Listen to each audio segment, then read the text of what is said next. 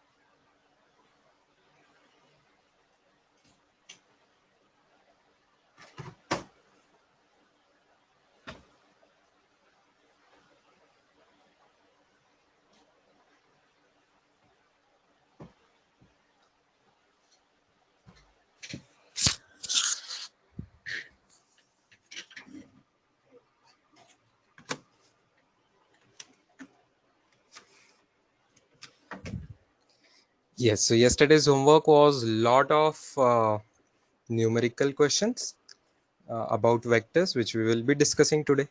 लेकिन उसके पहले वेक्टर सब्ट्रैक्शन वाला होमवर्क था, तो जैसे हमने वेक्टर एडिशन कल किया उसका रिजल्टेंट रिवाइज करेंगे एंड देन वेक्टर सब्ट्रैक्शन हम इमीडिएटली स्टार्ट करते हैं.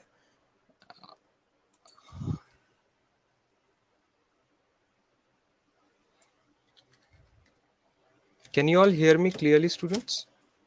स्क्रीन नहीं होगी, but can you all hear me clearly so far? Yes.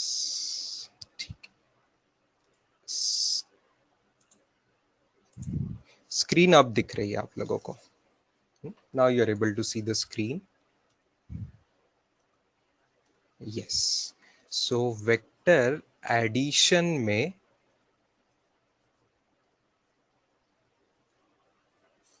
whenever one vector, मान लो हमने कल p बार नाम से एंड q बार नाम से वेक्टर लिया था, उसमें हमने सबसे पहले ट्रायंगल लॉ देखा था. एक ही लॉ देखा था कल, triangle law of vector addition. Triangle law of vector addition. So r bar is equal to p bar plus q bar. किस तरीके से किया था? कोई p बार मान लो ऐसा है, कोई q बार इस तरीके से उसको पैरेलल शिफ्टिंग करके ला लिया था, सच दैट q बार का टेल ये p बार के हेड को मैच करे. And then angle between this अगर थीटा है तो फिर इनिशियल पॉइंट, पहले वेक्टर के इनिशियल पॉइंट से दूसरे वेक्टर के फाइनल पॉइंट तक ज्वाइन किया था, उसे कहा था are bar. That is the resultant. और इस रिजल्टेंट का मैग्नीट्यूड का फॉर्मूला हमने बनाने की कोशिश की थी कल. So finally formula we were getting that R is equal to under root of p का स्क्वायर प्लस q का square plus 2pq cos theta. 2pq cos theta. इस स्टेप तक हम कल आए थे वेक्टर एडिशन में. इस स्टेप तक हम कल आए थे वेक्टर एडिशन में. मानते हो सब स्टूडेंट्स? ठीक है. अब ध्यान से देखना, जब मैं करना चाह रहा हूं students p bar minus q bar, एकदम ध्यान से देखना, p bar minus q bar. ठीक है. So now I have come to the heading of vector subtraction. Vector subtraction p bar minus q bar. ठीक है. तो p bar minus q bar को इस बार, this time I am going to call as r bar. तो p bar minus q bar को क्या मैं ऐसा लिख सकता हूं, p bar plus minus of q bar. p bar plus minus of q बार ऐसा लिख सकता हूं स्टूडेंट्स. किसी चीज को सब्ट्रैक्ट करना मतलब उसके ही निगेटिव चीज को ऐड करना. किसी चीज को सब्ट्रैक्ट करना मतलब उसके ही निगेटिव चीज को ऐड करना. अब देखो डायग्राम कैसे बन जाएगी स्टूडेंट्स. डायग्राम में ये मेरा p बार तो वैसा का वैसा ही है. ठीक है. मुझे ऐड करना था ये q बार. मुझे ऐड करना था, अब मुझे सब्ट्रैक्ट करना था q बार. दिस टाइम मुझे सब्ट्रैक्ट करना था q बार. बट मैं क्या लिख रहा हूं, subtracting q bar is same as adding minus q bar. अच्छा, क्यू बार मैंने डायग्राम में दिखाया, माइनस क्यू बार कहां होगा स्टूडेंट्स? माइनस क्यू बार कहां पे होगा?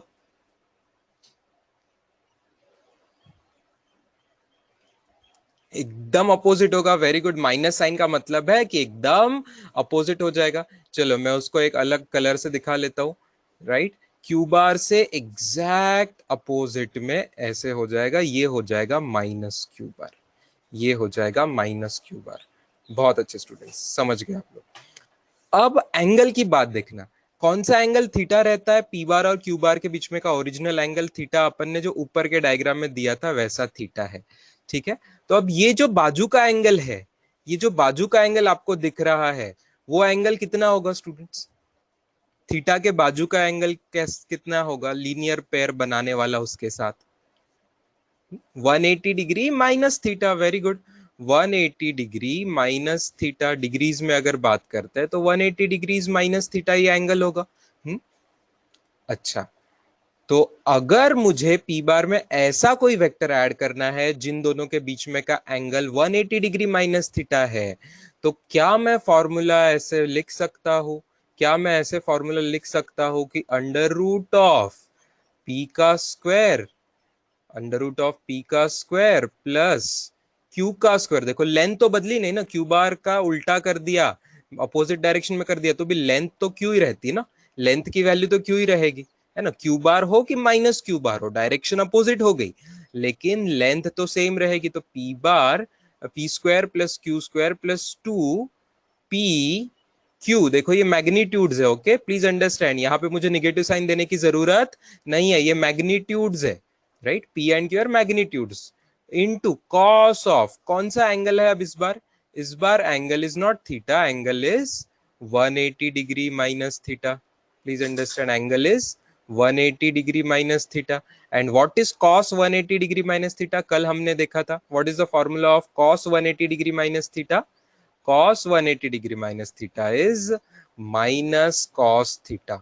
cos 180 degree minus theta is minus cos theta. हाँ, यहाँ माइनस साइन क्यों नहीं आया बच्चों? क्योंकि ये लेंथ है बेटा, लेंथ है शिंदे, लेंथ है। पी क्यू क्या है? P Q R length of P bar and Q बार और माइनस क्यू बार जो भी ले। अगर वेक्टर उल्टा कर दिया तो क्या उसकी लेंथ निगेटिव हो जाएगी शिंदे? क्या लेंथ निगेटिव हो जाएगी? वेक्टर उल्टा करने से क्या लेंथ कभी निगेटिव होती है क्या?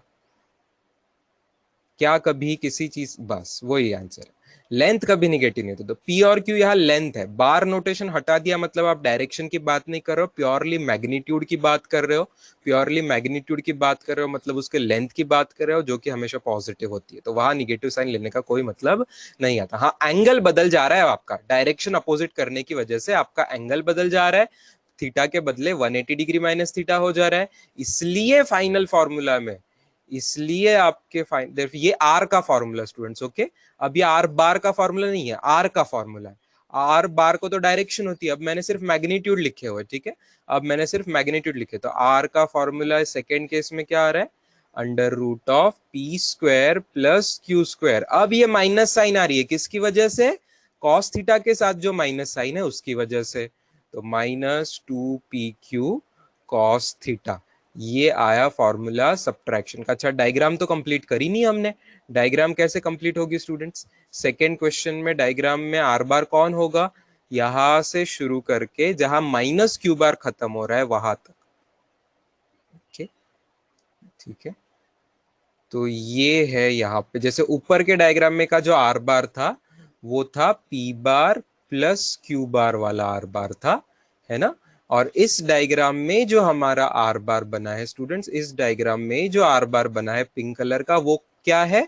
वो है P bar minus Q bar, क्योंकि वो ऐड करके मिला है पी बार में निगेटिव ऑफ क्यू बार। आई बात समझ में? हम्म? तो ये था आपका पहला होमवर्क, वेक्टर सब्ट्रैक्शन में मैग्नीट्यूड फाइंड करने का, ये पहला होमवर्क था। आपको किसी भी स्टैंडर्ड बुक में या वेबसाइट पे भी ये मिल सकता था। आई होप आपने कोई गलत वेबसाइट या गलत इन्फॉर्मेशन वाला चीज़ नहीं खोला है, क्योंकि हर जगह पे गलतियां होने का चांस तो रहता है। कोई अच्छे बुक में देख लेते तो आपको शायद मिल जाता, खुद भी सोच के कुछ लोगों को आया होगा, फिर भी एक बार लिख लीजिए। Then we go to numerical questions.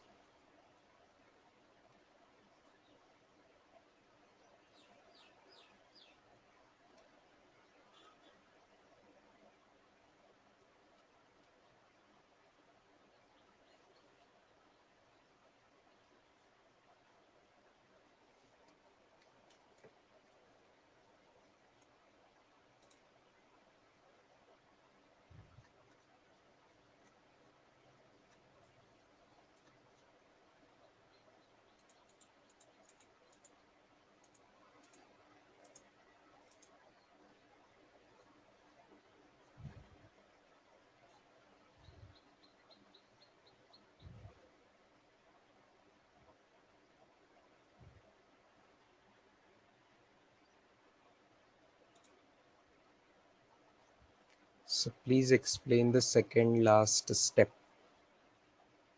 Okay.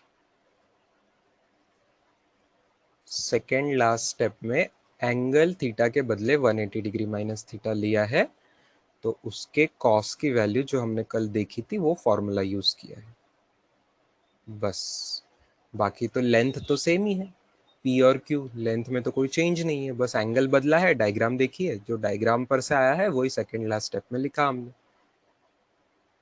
जैसा एडिशन का फॉर्मूला था वैसे ही बनाया। सब्ट्रैक्शन को भी हमने एडिशन जैसे ही ट्रीटमेंट दी, just addition with the opposite vector. Q का अपोजिट वेक्टर से ऐड कर दिया, तो एंगल बदल गया, एंगल बदल गया तो कॉस बदल गया, कॉस बदल गया तो फाइनल फॉर्मूला में एक नेगेटिव साइन आ गई। That's it, easy to remember also.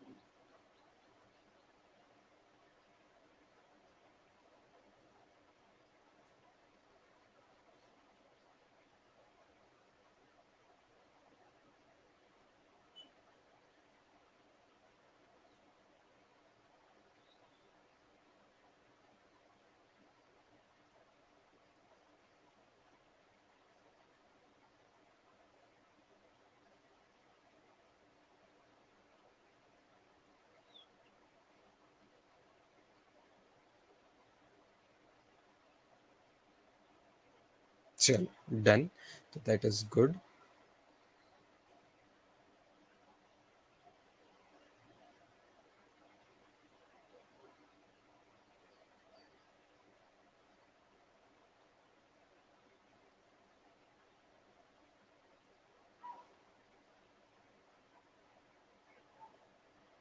अच्छा, तो अब कंक्लूजन एक मैं ऐसे कर सकता हूँ, पिछले पेज पर का एक समरी करके कंक्लूजन में ऐसे लिख सकता हूँ स्टूडेंट्स। कंक्लूजन ऐसा होगा कि अगर मेरे पास एक वेक्टर है पी बार, एक वेक्टर है क्यू बार, पी बार के मैग्नीट्यूड को ही हम लेंथ को पी करके डिनोट करते हैं, और क्यू बार के ही मैग्नीट्यूड को मतलब लेंथ को हम क्यू डिनोट करते हैं। थीटा क्या होता है अपना? Theta is angle between the two vectors P bar comma Q bar. ठीक है, ये नोटेशन समझ में आ रहा है सबको? Theta is equal to angle between P bar and Q bar, ऐसे पढ़ेंगे उसको। क्या पढ़ेंगे? Theta is equal to angle between P bar and Q bar. तीसरी बार बता रहा हूं, समझ में आया सबको? Theta is equal to angle between P bar and Q bar, ऐसे पढ़ेंगे। Theta is equal to angle between P bar and Q bar, comma करके जो दो चीजें लिखी हुई है वो वेक्टर्स है, वेक्टर को डायरेक्शन होती है, डायरेक्शंस के बीच में का जो एंगल है वो लिखा हमने थीटा। तो ये अगर ऐसा है, अगर ऐसा है, देन हमारा कंक्लूजन क्या है कि जब पहला वेक्टर को दूसरे वेक्टर में ऐड किया, या तो पहले वेक्टर को दूसरे वेक्टर में से सबट्रैक्ट किया, उसका मैग्नीट्यूड मतलब आर, समझ रहे हो? उसका मैग्नीट्यूड मतलब आर, उसका फॉर्मूला हमने बनाया अंडर रूट ऑफ। अच्छा ठीक है, अंडर रूट हटा देते, चलेगा क्या? अंडर रूट अगर मैं हटा दूं तो भी चलेगा, अगर मैंने स्क्वायर कर दिया दोनों साइड का स्टूडेंट्स तो याद रखने में वो भी आसान है।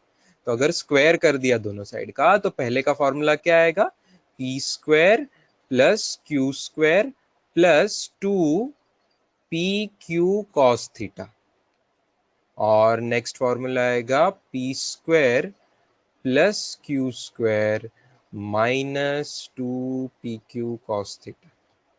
ठीक है, ये है हमारा कंक्लूजन।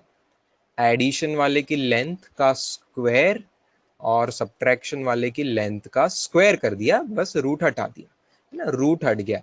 इस तरीके से भी हम कंक्लूजन निकाल सकते हैं। ठीक है,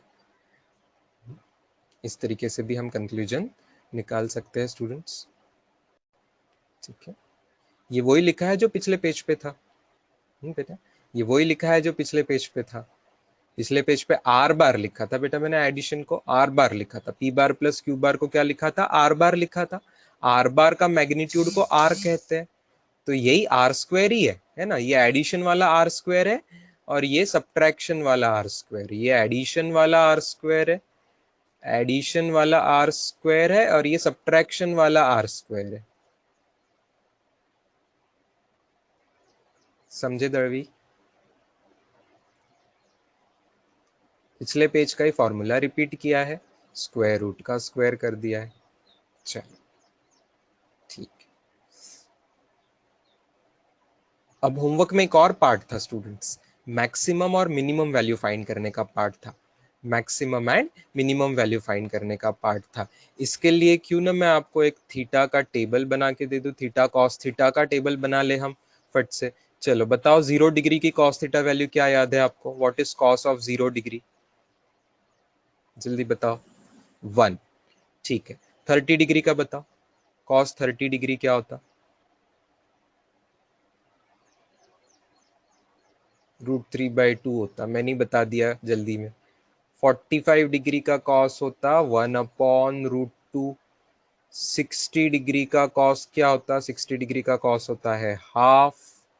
90 डिग्री का कॉस क्या होगा? 90 डिग्री का कॉस क्या होगा? 0 हो जाएगा। अच्छा, 120 डिग्री का कॉस निकालने जाएंगे तो माइनस हाफ हो जाएगा। 135 डिग्री का कॉस निकालेंगे तो -1/√2 हो जाएगा। 150 डिग्री का कॉस निकालने जाएंगे तो -√3/2 हो जाएगा, और 180 डिग्री का कॉस निकालेंगे तो -1 हो जाएगा। करेक्ट?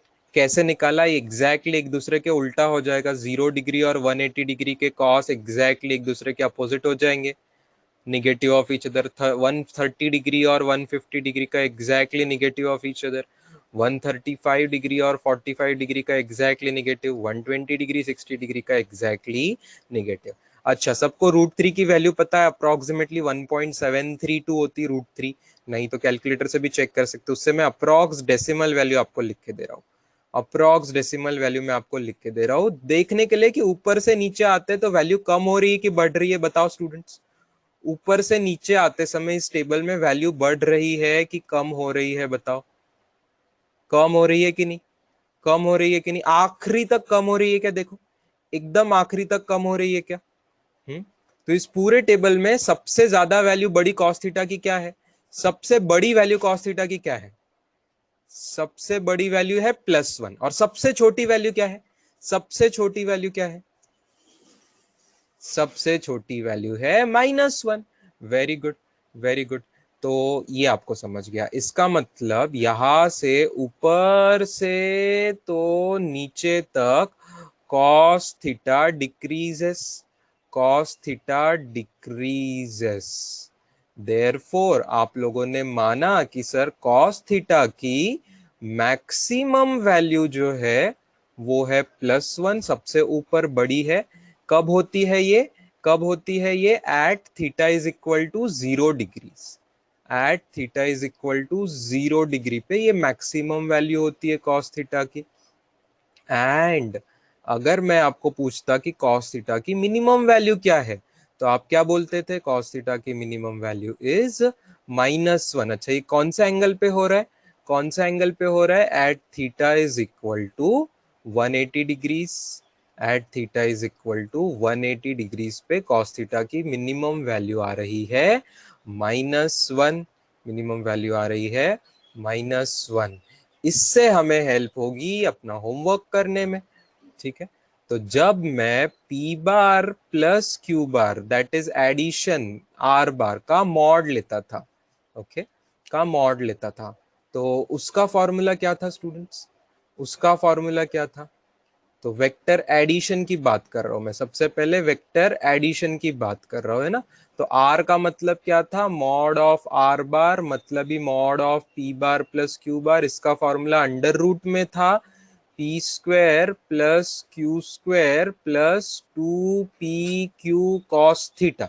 ठीक है? तो अगर किसी ने मुझे पूछा कि आर मैक्स कैसे निकालेंगे, आर मैक्स कैसे निकालेंगे, तो आर मैक्स पे मैंने कॉस थीटा क्या पुट करना चाहिए? आर मैक्स पे कॉस थीटा की वैल्यू हमने 1 पुट कर देनी चाहिए, that is P square plus Q square plus 2pq। Very good. R max will be this. क्या आपको समझ रहा है स्टूडेंट्स, ये p प्लस क्यू का होल स्क्वायर है, अंदर की वैल्यू p प्लस क्यू का होल स्क्वायर है, तो क्या आंसर p प्लस क्यू आ जाएगा स्टूडेंट्स? क्या आंसर p प्लस क्यू आ जाएगा? यस। और जब मुझे r मिनिमम लेना है, अच्छा पहले आर मैक्सिमम कब आया? At theta is equal to 0 degree आया, जो पिछले स्लाइड का ही हमने कॉपी किया। और मिनिमम कब आएगा? जब P square plus 2q square, cos theta की वैल्यू -1 ले लेंगे, कॉस थीटा की वैल्यू -1 ले लेंगे, मतलब थीटा क्या आ जाएगा? 180 डिग्रीज आ जाएगा। उस केस में ये फॉर्मूला किस चीज का बन रहा है students? Under root of p minus Q का होल स्क्वायर बन रहा है। ओके, तो इसका आंसर क्या आएगा स्टूडेंट्स? p minus Q. लेकिन हमें पता नहीं p बड़ा है कि q बड़ा है, कौन छोटा है, तो मॉड दे देंगे। ओके, तो r मैक्स का आंसर आ रहा है p प्लस क्यू, और r मिनिमम का आंसर आ रहा है difference of p and q। Maximum आ रहा है एडिशन, मिनिमम में आ रहा है डिफरेंस। मैक्सिमम में आ रहा है एडिशन, मिनिमम में आ रहा है डिफरेंस स्टूडेंट्स। ठीक है, घाई मत करो, पिछले स्लाइड की घाई नहीं, मैंने लिखने का बोला है क्या अभी आपको? पिछली स्लाइड लिखने का बोला है क्या? अंडरस्टैंडिंग करो। सब्ट्रैक्शन में क्या होगा स्टूडेंट्स? सब्ट्रैक्शन में mod of are bar is equal to mod of P bar minus Q bar करेंगे, तो फॉर्मूला ही उल्टा है। फॉर्मूला में लास्ट टर्म उल्टी हो जाती है, -2pq cos थीटा। तो अब अगर हमें किसी ने पूछा कि आर मैक्स करना है, तो आर मैक्स का आंसर कब आएगा? आर मैक्स का आंसर कब आएगा? कॉस थीटा को -1 लेके आएगा कि +1 लेके आएगा? कॉस थीटा को -1 लेके आएगा। बहुत अच्छे, कॉस थीटा को माइनस, तो R max is equal to P plus Q हो जाएगा at theta is equal to 180 degrees, and R minimum, subtraction का मिनिमम आंसर हो जाएगा mod of P minus Q. Students कब हो जाएगा ये होगा जब कॉस थीटा को 1 लेंगे, that is theta is equal to 0 degree. तो एज एक्सपेक्टेड एडिशन और सब्ट्रैक्शन के आंसर्स उल्टे आ रहे, अलग अलग एंगल पे आ रहे, राइट? जो एडिशन में 0 डिग्री पे आ रहा है, सब्ट्रैक्शन में वो 180 पे आ रहा है। जो एडिशन में 180 डिग्री पे आ रहा है, वो सब्ट्रैक्शन में 0 डिग्री पे आ रहा है। अब लिखो, अब लिखो, जिसको लिखना है पिछली स्लाइड और अगली स्लाइड दोनों लिखो। ठीक है, कॉस थीटा की वैल्यू मैक्सिमम 1 से -1 तक कम कम होते जा रही है।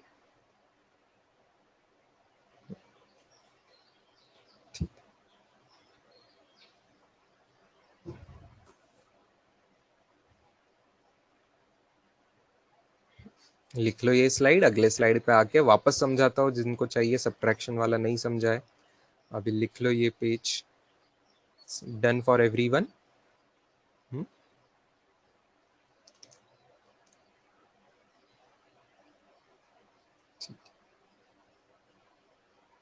हाँ, वेट कर रहा हूँ, ध्यान से बच्चों लिख लो, लिख लो, ये इंपॉर्टेंट है लिखना।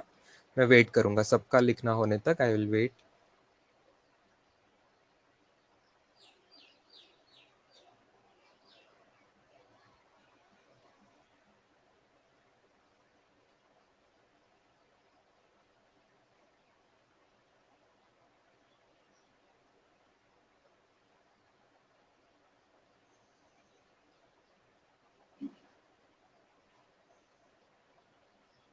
चलो अब बढ़ते हैं नेक्स्ट पेज पे। ये कल के दूसरे होमवर्क का आंसर आ गया कि मैक्सिमम मिनिमम वैल्यू एडिशन में क्या आती है, सब्ट्रैक्शन में क्या आती है, और किस एंगल पे आती है।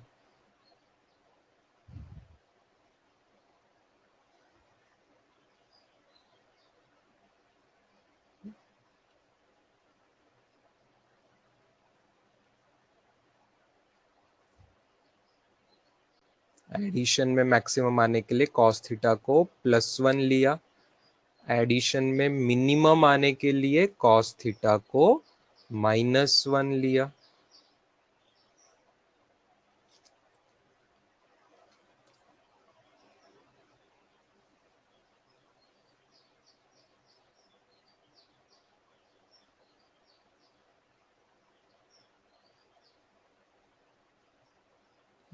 ये भापकर साक्षी क्या पूछ रही, बिफोर थीटा, कौन से थीटा के पहले बिफोर क्या पूछा जा रहा है, समझ नहीं आया। एट द रेट, अच्छा वो वाला पूछ रहे क्या, एट द रेट का साइन होता है ना, जैसे आपके मेल आईडी में एट द रेट का साइन होता है, वैसे वो एट द रेट का साइन, एट का मतलब उस जगह पे, थीटा की उस वैल्यू पे।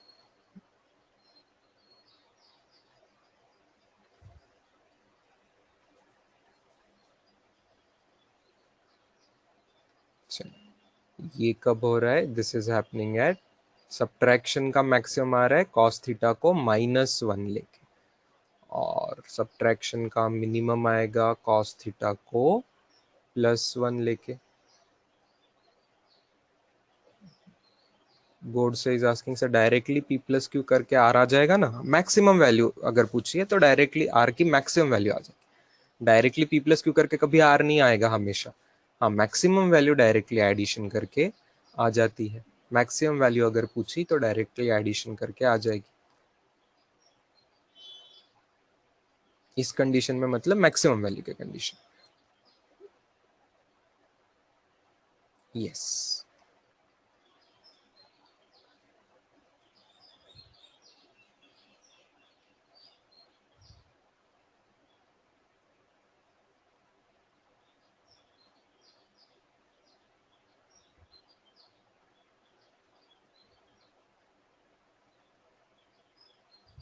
सब्ट्रैक्शन का रिपीट करो बेटा, सब्ट्रैक्शन का किया मैंने रिपीट, जो ऊपर है उसका ही उल्टा।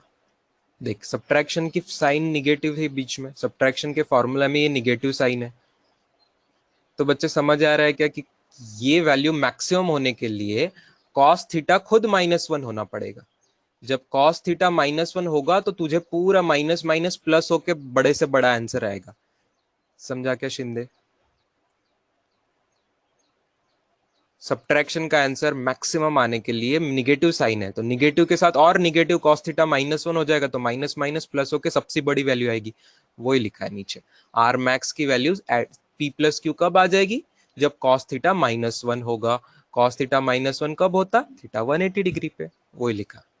ठीक है, मतलब ऊपर की और नीचे की कंडीशन उल्टी हो गई, देखना एडिशन में का मैक्स मिनिमम जो था और सब्ट्रैक्शन का मैक्स मिनिमम उल्टा हो गया, एंगल एंगल उल्टा हो गया। चलो ठीक है,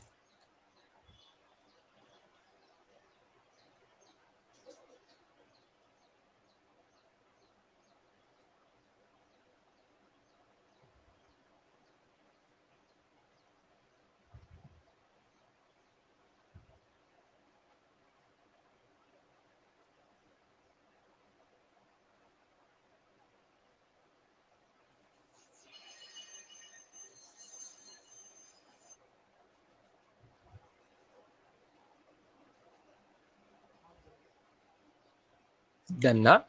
क्या आपको ज्योमेट्रिकली समझ आया स्टूडेंट्स, यही चीज, क्या आपको ये ज्योमेट्रिकली समझ आया, वेक्टर एडिशन और सब्ट्रैक्शन में मैक्सिमम मिनिमम ज्योमेट्रिकली कुछ लोगों ने इमेजिन कर लिया, चलो जिनको ज्योमेट्री इमेजिन नहीं हुआ, किसी का अलजेब्रा स्ट्रांग होता, किसी का ज्योमेट्री स्ट्रांग होता, अपनी अपनी चॉइस होती, ठीक है। लक ऐसा है अपना कि वेक्टर को दोनों तरीके से कर सकते हैं, अलजेब्रा से भी कर सकते हैं, ज्योमेट्री से भी कर सकते, तो अभी हमने अलजेब्रा से किया पूरे इक्वेशन लगा के, अब ज्योमेट्री से देखो स्टूडेंट्स, ज्योमेट्री से देखो, कल आप लोग बता रहे थे ना मुझे कि सर पी बार ऐसा है और क्यू बार ऐसा है सर, तो ये जो आर बार आपने लिखा ये तो टोटल नहीं आ रहा है, पी प्लस क्यू से छोटा आ रहा है, क्योंकि ट्राइंगल की तीसरी साइड छोटी रहती है, याद आ रहा है आपने बोला था मुझे कि sir r less than p plus q आता, r less than p plus q आता ट्राइंगल बनने पे, हाँ स्टूडेंट्स आता, लेकिन अगर देखो पी और क्यू दोनों सेम ही डायरेक्शन में रहे, पी और क्यू दोनों सेम ही डायरेक्शन में रहे तो क्या ट्राइंगल बनेगा क्या, नहीं ना,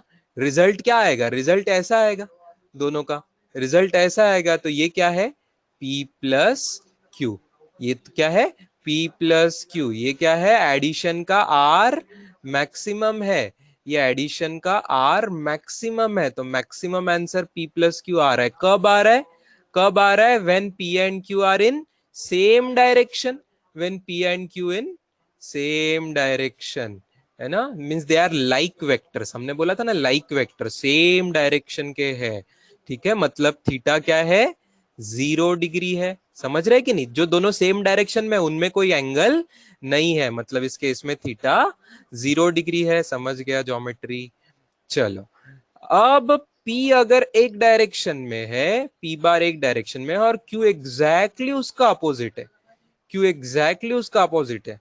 मान लो Q ऐसा है, यहां से Q ऐसा है, ऐसा है, ये Q छोटा निकाला इस बार मैंने जस्ट अंडरस्टैंडिंग के लिए, Q ये छोटा है, ठीक है। तो रिजल्ट का आंसर क्या आ रहा है स्टूडेंट्स? देखो यहाँ पे रिजल्ट का आंसर क्या आ रहा है, आर मिनिमम आ रहा है, एकदम छोटा आ रहा है। कितना छोटा आ रहा है? P माइनस क्यू जितना आ रहा है, ठीक है। P बड़ा निकाला मैंने, Q छोटा निकाला, इसलिए P माइनस क्यू आ रहा है। अगर Q बड़ा निकालता तो Q माइनस P आता, तो मॉड दे देते सेफली। तो P माइनस क्यू या तो Q minus P, depending on P बड़ा है कि Q बड़ा है। हाँ, तो ये छोटा सा आंसर आ रहा है। रिजल्ट का आंसर एकदम छोटा सा आ रहा है ना, रिजल्ट का आंसर एकदम छोटा सा आ रहा है, equal to P minus Q. Okay, ये जो लेंथ आ रही है आपकी, ये लेंथ आ रही है P माइनस क्यू, या उसका मॉड दिखा सकते हैं, right? That is minimum, that is minimum. एकदम छोटी लेंथ आ रही है, एकदम छोटी सी लेंथ आ रही है, दोनों में से कट कट हो जा रहा है काइंड ऑफ। P थोड़ा बड़ा था, Q थोड़ा छोटा था, दोनों कैंसिल होके जितना बचा उतना आया P माइनस क्यू। ये कब आ रहा है? ये कब आ रहा है? P और Q की डायरेक्शन जब अपोजिट थी, P और Q की डायरेक्शन अपोजिट थी, मतलब थीटा क्या था? 180 डिग्री था। Theta is equal to 180 degrees, ठीक है। P माइनस क्यू हो या Q माइनस पी हो, दोनों कब आ रहा है? जब अपोजिट डायरेक्शन है, वो मिनिमम आंसर आएगा बेटा। P माइनस क्यू भी, मैक्सिमम तो P प्लस क्यू आएगा, मैक्सिमम तो P प्लस क्यू ही आएगा। एडिशन करने में P प्लस क्यू करो, Q प्लस क्यू P करो, कोई फर्क नहीं पड़ता ना। तो एडिशन करने से सबसे बड़ा आंसर आएगा, और डिफरेंस लेने से, चाहे वो P माइनस क्यू का डिफरेंस हो या Q माइनस P का डिफरेंस हो, डिफरेंस आने से आपको मिनिमम आंसर आएगा।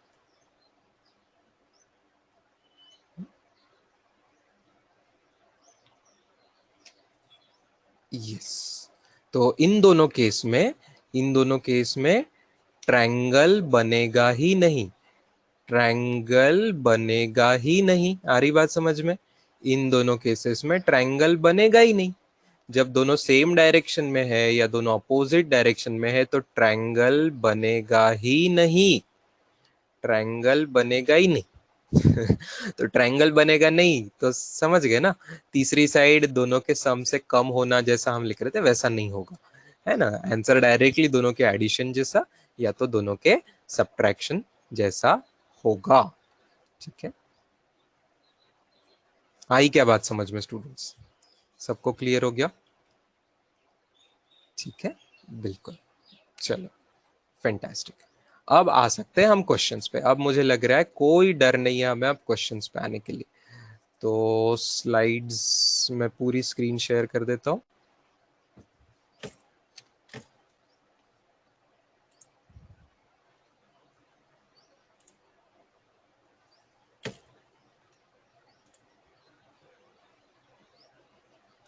कल मैंने आपको यहाँ से असाइनमेंट्स दिए थे।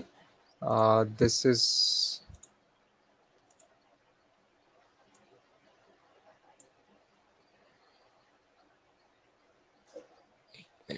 इसको थोड़ा सा छोटा ही रखते हैं।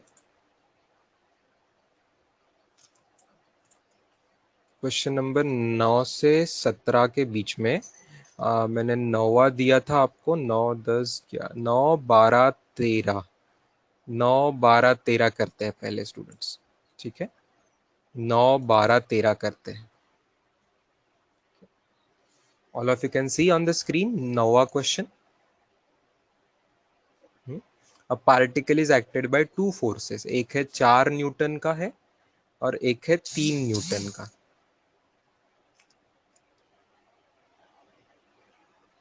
ठीक है। एक है 4 न्यूटन का फोर्स है और एक है 3 न्यूटन का force. Then the net force on the particle is, क्या force is a scalar quantity की वेक्टर क्वांटिटी? सबसे पहले बताओ, force is a scalar quantity की vector quantity? Force is a vector quantity, force is a vector quantity.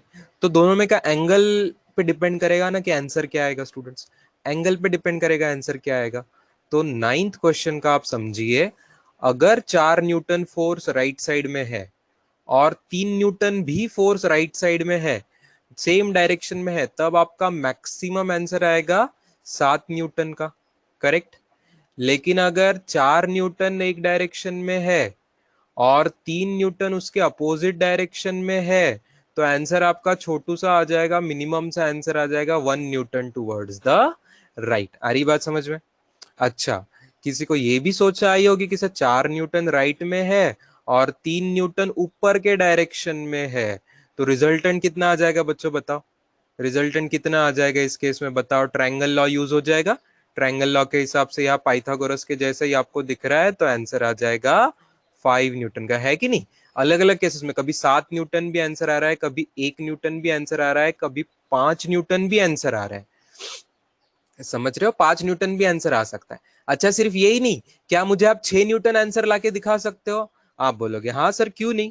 कोई तो ऐसा angle आएगा कि 4 न्यूटन और 3 न्यूटन ऐसे टेढ़े में रहेगा, तो 5 न्यूटन से बड़ा आंसर आएगा। 5 न्यूटन से बड़ा आंसर आएगा, जो कि 6-7 न्यूटन से कम आंसर आएगा, तो 6 न्यूटन आंसर भी पॉसिबल है। आप बोलोगे सर क्या 2 न्यूटन आंसर आ सकता है? 2 न्यूटन, 3 न्यूटन, हाँ हाँ क्यों नहीं आ सकता। 4 न्यूटन ऐसे करो, 3 न्यूटन ऐसे करो पीछे डायरेक्शन में, 3 न्यूटन ऐसे करो कहीं, जहां से कि रिजल्टेंट ट्रायंगल लेके छोटा सा 2 न्यूटन का आंसर। एक्चुअली बहुत सारे आंसर आ सकते हैं। 2.5 न्यूटन का भी आंसर ला सकता मैं, 2.25 न्यूटन का भी आंसर ला सकता, 3 न्यूटन का भी आंसर ला सकता। इन शॉर्ट जो मैक्सिमम आंसर है और मिनिमम आंसर है, उनका कोई भी ऑप्शन ला सकते हैं। ठीक है, तो क्या पहला ऑप्शन करेक्ट है?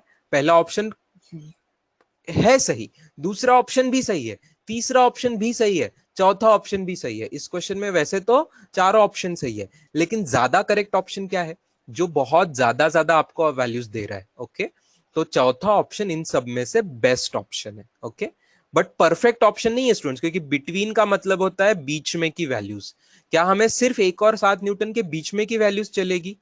नहीं ना। हाँ, तो परफेक्ट ऑप्शन अगर मुझे करना है, तो परफेक्ट ऑप्शन क्या होता है स्टूडेंट्स पता है?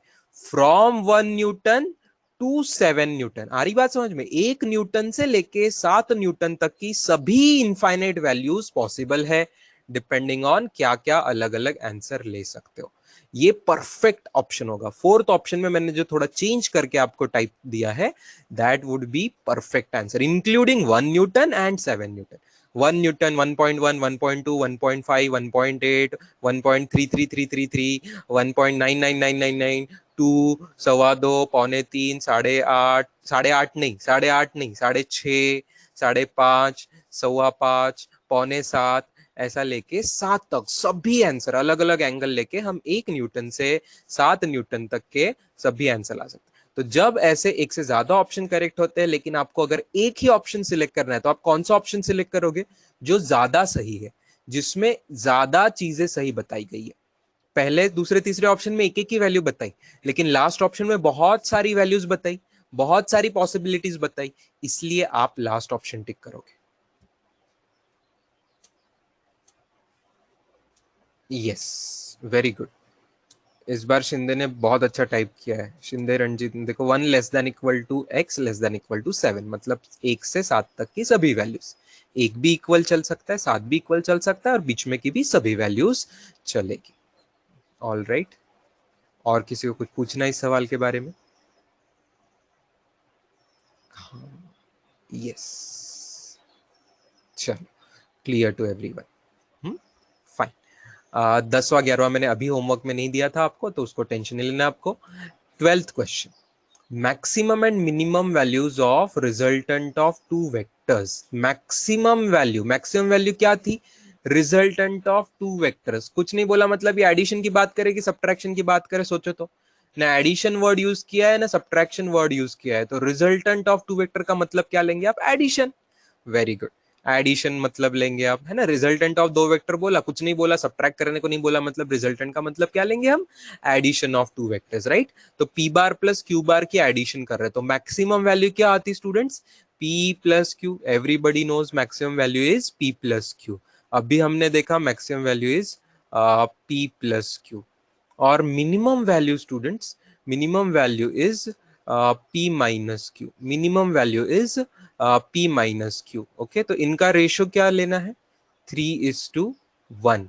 इनका रेशो लेना है 3:1। आ रही बात समझ में? सवाल का मतलब समझा? वर्ड प्रॉब्लम है, वर्ड को हमने इक्वेशन में कन्वर्ट कर दिया। वर्ड ने क्या बोला, मैक्सिमम मिनिमम का रेशियो 3:1, तो हमने क्या लिख दिया, p plus Q upon p minus Q is 3:1। इसके बाद कुछ जिन स्टूडेंट्स को कंपोनेंडो डिविडेंडो नाम की चीज पता है वो लोग वो कर सकते हैं, कुछ लोगों को वो चीज नहीं पता होती, मुझे पता है, तो क्रॉस मल्टीप्लाई तो सभी लोग कर सकते हैं।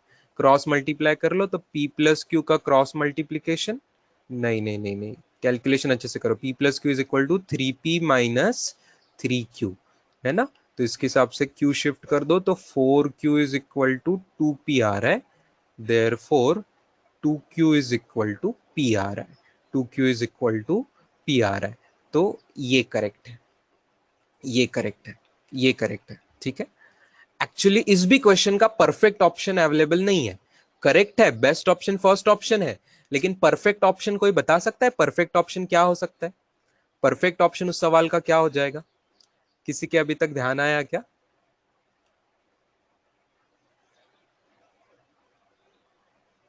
परफेक्ट ऑप्शन ना p इक्वल टू 2q नहीं होगा, सिर्फ सिर्फ ये पॉसिबिलिटी नहीं, एक और पॉसिबिलिटी है स्टूडेंट्स, क्या किसी के ध्यान आ रहा है?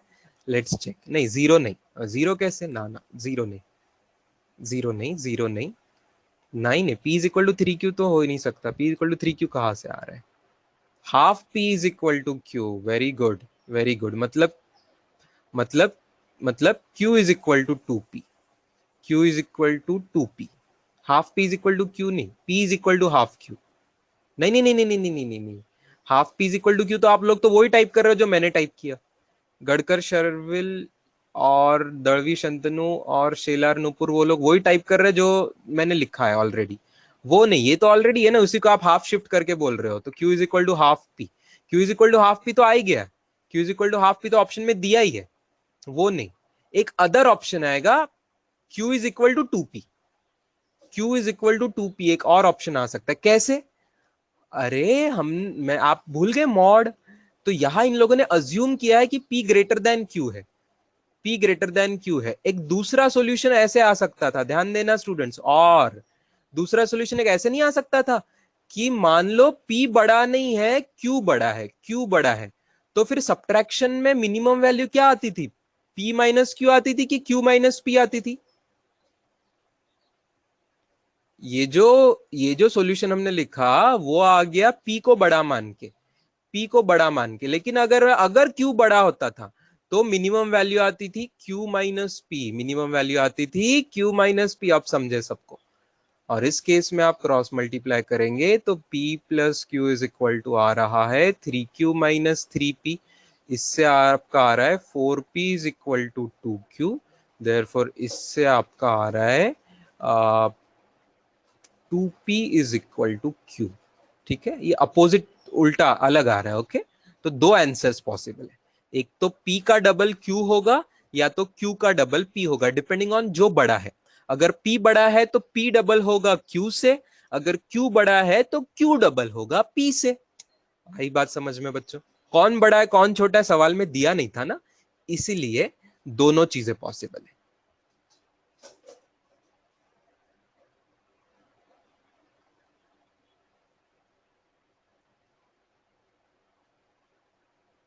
खांडेकर पूछ रहा है सर सब्ट्रैक्शन होगा तो भी p प्लस क्यू मैक्सिमम है, तो फिर डिफरेंस क्या है मैक्सिमम और मिनिमम? डिफरेंस यही है सब्ट्रैक्शन और एडिशन में कि सब्ट्रैक्शन का मैक्सिमम 180 डिग्री पे आता, एडिशन का मैक्सिमम 0 डिग्री पे आता, अलग अलग एंगल पे आता। If both the options are given then which to choose, both the option नहीं दिए जाएंगे ईशा, अगर बोथ द ऑप्शन दिए गए ना तो फिर चौथे ऑप्शन में छपा होगा कि both A and B are correct. मान लो पहले ऑप्शन में p इज डबल ऑफ q और सेकंड ऑप्शन में दिया है q इज डबल ऑफ p, तो चौथा ऑप्शन छाप के देंगे कि both A and B are correct, फिर आप चौथा ऑप्शन सिलेक्ट करेंगे विच सेज कि दोनों करेक्ट है, तो ज्यादा करेक्ट हो जाएगा फोर्थ ऑप्शन जो कि दोनों को इंक्लूड कर रहा है, okay. Yes,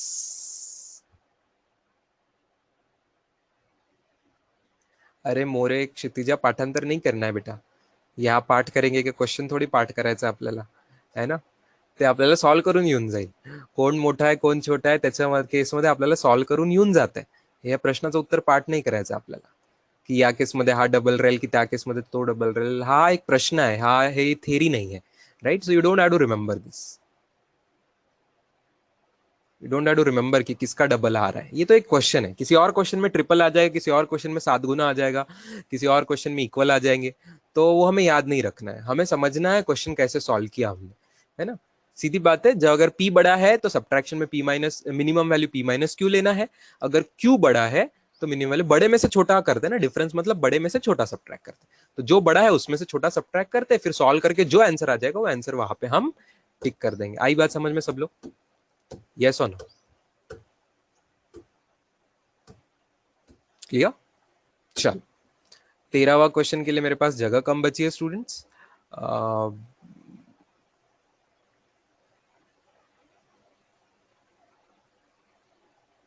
I'll see if I can use some eraser. Yes, yes, yes. I have something like eraser here. तो I'll erase some space for 13th question, ठीक है। 13th क्वेश्चन के लिए मैंने जगह बना ली थोड़ी सी। okay. If maximum and minimum value are, if maximum and minimum value, 13वां क्वेश्चन के लिए कलर अलग यूज कर लेते हैं ताकि हमें क्लियर आ जाए। 13th क्वेश्चन में maximum and minimum magnitude of resultant, मतलब एडिशन की बात करें 17 और 7 है। क्या आपको समझ गया? 13वां क्वेश्चन का मतलब ये है कि अगर हम हमेशा के नोटेशन ले, मान लो p को बड़ा मान ले तो कुछ नहीं बोला तो अपनी मर्जी से कुछ भी मान ले सकते, एक कोई भी, तो मान लो p बड़ा है और p प्लस क्यू का आंसर 17 दिया हुआ है और p माइनस क्यू का आंसर 7 दिया, ये समझे क्या बच्चों? वर्डिंग का मतलब समझ गया? अच्छा, क्या हमने स्कूल में साइमल्टेनियस इक्वेशन सीखा था? क्या हमने स्कूल में साइमल्टेनियस इक्वेशन सीखा था? तो अगर मैं इनको ऐड कर दूं तो देखो, plus q minus q cancel होके 2p इज इक्वल टू 24 आ रहा है, therefore p is equal to 12 आ रहा है ना। 12 यूनिट्स, सवाल में न्यूटन वुटन सेंटीमीटर नहीं, यूनिट्स है, तो p is equal to 12 units आ रहा है। अच्छा, p की वैल्यू कोई भी एक इक्वेशन में पुट कर दो, p की वैल्यू 12 आई, कोई भी एक इक्वेशन में पुट कर दो, तो q की वैल्यू क्या आ रही है? q की वैल्यू आपको सॉल्व करके आ रही है 5 यूनिट्स। q की वैल्यू आ रही है 5 यूनिट। आ रही बात समझ में? क्लियर है? क्लियर है? अब क्या बोला है? If two vectors are at right angles to each other, तो राइट एंगल पे रहेंगे तो p बार ऐसा बड़ा है 12 का और q बार उसको राइट एंगल पे है 5 का, है ना। तो ट्रायंगल लॉ लग जाएगा, तो हाइपोटेनस आएगा कि नहीं? हाइपोटेनस आएगा, पाइथागोरस थ्योरम लगा देंगे, under root of 12 square plus 5 square, तो आंसर क्या आएगा? 13 यूनिट्स आएगा, राइट। 13 यूनिट्स आंसर आएगा। वेरी गुड, सबको समझ रहा है। 13 का जवाब 13 आ गया, राइट, पाइथागोरस, है ना। ऐसे सवाल पूछेंगे आपको नीट में, जेई में। देखो, डायरेक्ट नहीं, आपको दो तीन चीजें अप्लाई करनी पड़ेगी। आपको मैक्सिमम मैग्नीट्यूड का फॉर्मूला लगाना पड़ा, आपको मिनिमम मैग्नीट्यूड का फॉर्मूला लगाना पड़ा, दोनों को सॉल्व करके क्विकली पी और क्यू की वैल्यू निकाली आपने और उसका एप्लीकेशन किया 90 डिग्री पे, तो आ गया 13 यूनिट्स आपका आंसर।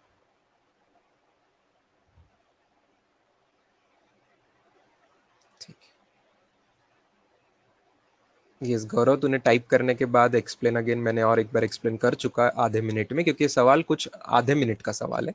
एग्जाम में आपको ये आधे मिनट में टिक करते आना चाहिए, तो मैंने वापस समझा दिया, ठीक है।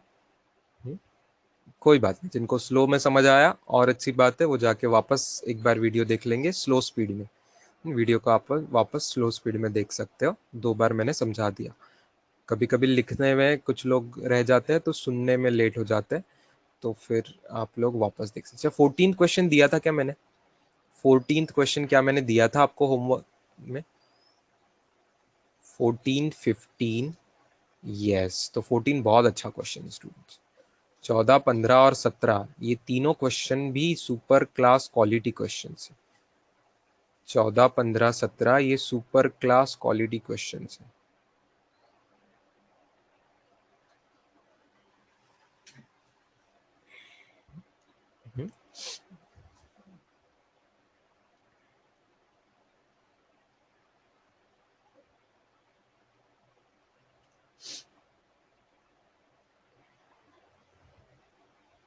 14वें क्वेश्चन पे ध्यान देना, ऐसा क्वेश्चन एक्चुअली पूछा है एग्जाम में, ठीक है। एकदम थोड़ी वैल्यूज अलग अलग करके हो सकता है, लेकिन ऐसा क्वेश्चन एग्जाम में पूछ चुके हैं। You will be happy to know that.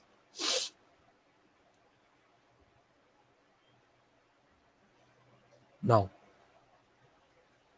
Truck is travelling due north direction में 20 मीटर पर सेकेंड एंड देन वेस्ट जाता है विद द सेम स्पीड। तो चेंज इन इट्स वेलोसिटी पूछा है। अच्छा, वेलोसिटी स्केलर है कि वेक्टर है स्टूडेंट्स? वेलोसिटी स्केलर है कि वेक्टर क्वांटिटी है?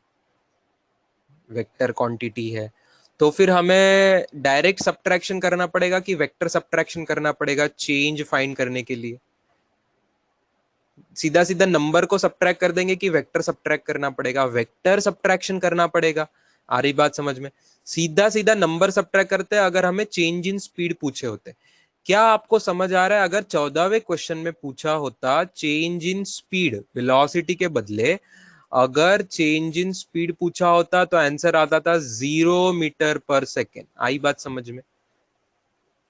अगर चेंज इन स्पीड पूछा होता तो आंसर आता था 0 मीटर पर सेकेंड, क्योंकि स्पीड तो बदली नहीं, ऐसे भी 20 है वैसे भी 20 है, तो 20 में से 20 हटा दिया, 0 आ गया। लेकिन हमें चेंज इन स्पीड पूछा है क्या? नहीं, चेंज इन वेलोसिटी पूछा है। Velocity is a vector quantity. Velocity is a vector quantity. अच्छा, ध्यान से देखना स्टूडेंट्स, अब मैं मैप के जैसे दिखा रहा हूं। मैप में अपन ये ईस्ट डायरेक्शन ऐसे दिखाते हैं, वेस्ट डायरेक्शन ऐसे दिखाते हैं, नॉर्थ ऐसे ऊपर की तरह दिखाते हैं, साउथ नीचे की तरह दिखाते हैं। तो वैसे ही यहाँ मैं दिखा दूंगा। तो सबसे पहले वो नॉर्थ में जा रहा था ट्रक विद, तो मैं सबसे पहले नॉर्थ डायरेक्शन में दिखा दूं, इसको मैं बोल दूं अपना पी बार है, ये अपना पी बार है, ठीक है, नॉर्थ में। ठीक है, इसकी लेंथ क्या है? इसकी लेंथ है 20 मीटर पर सेकेंड। आ रही बात समझ में? बाद में वो गया वेस्ट, तो वेस्ट का वेक्टर ये है क्यू बार, क्यू बार, ठीक है, क्यू बार। आई बात समझ में? वेस्ट डायरेक्शन में क्यू बार। अच्छा, अब कौन बताएगा मुझे चेंज के लिए मैं क्या करूंगा, p bar minus Q bar कि q bar minus P bar? सोचो, चेंज के लिए क्या करना होता है? फाइनल माइनस इनिशियल होता है चेंज, की इनिशियल माइनस फाइनल होता है? चेंज का मतलब क्या होता है? चेंज जब भी कैलकुलेट करते हैं स्टूडेंट्स, किसी भी चीज का चेंज क्या होता है? फाइनल माइनस इनिशियल होता है। चेंज का मतलब आखिर में क्या है और शुरू में क्या था। Change is always final minus initial, final minus initial. तो इस बार मुझे क्या करना पड़ेगा? फाइनल वेक्टर है क्यू बार और इनिशियल वेक्टर है पी बार, तो इनको करना पड़ेगा subtract, Q bar minus P बार। बहुत अच्छे, समझे? अच्छा, आज हमने रूल देखा सब्ट्रैक्शन कैसे करते। तो क्यू बार माइनस पी बार को मैं ऐसे लिखूं क्या students? Q bar plus negative of P bar, Q bar plus negative of P बार। समझ गए? हर्षदा को समझा नहीं कि क्यू माइनस पी क्यू आया। देख डायग्राम में देख, मैंने ऊपर डायग्राम जो निकाली है, मैंने नॉर्थ डायरेक्शन का वेक्टर निकाला है पी बार।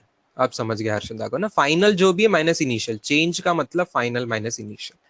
हमने डायग्राम में फाइनल में वेस्ट डायरेक्शन को क्यू बार बोला, तो फाइनल माइनस इनिशियल मतलब क्यू बार माइनस पी बार। तो क्यू बार प्लस माइनस। आप ध्यान से देखना स्टूडेंट्स, अब मैं ज्योमेट्री यूज करूंगा आसान से, क्योंकि हमें ऑप्शन में डायरेक्शंस पूछी है, ऑप्शंस में डायरेक्शन पूछी है ना? ऑप्शन में डायरेक्शन के साथ जवाब देना है। तो क्यू बार माइनस पी बार, क्यू बार हमारा कौन से डायरेक्शन में था? वेस्ट डायरेक्शन में, तो ये हो गया क्यू बार। क्या मुझे बताएगा कोई कि ये माइनस पी बार किस डायरेक्शन में आएगा? माइनस पी बार किस डायरेक्शन में आएगा? मैं रेड कलर से दिखाऊंगा। माइनस पी बार किस डायरेक्शन में आएगा? वेरी गुड, साउथ में आएगा। पी बार नॉर्थ में था तो माइनस पी बार मेरा साउथ में आएगा। अच्छा, मुझे ट्रायंगल लॉ लगाना है तो मैं ऐसे लगा दूं, माइनस पी बार को ऐसे लगा दूं, क्योंकि अपने को टेल टू हेड ज्वाइन करना होता है ना, हेड टू टेल, हेड और टेल ज्वाइन करना होता है।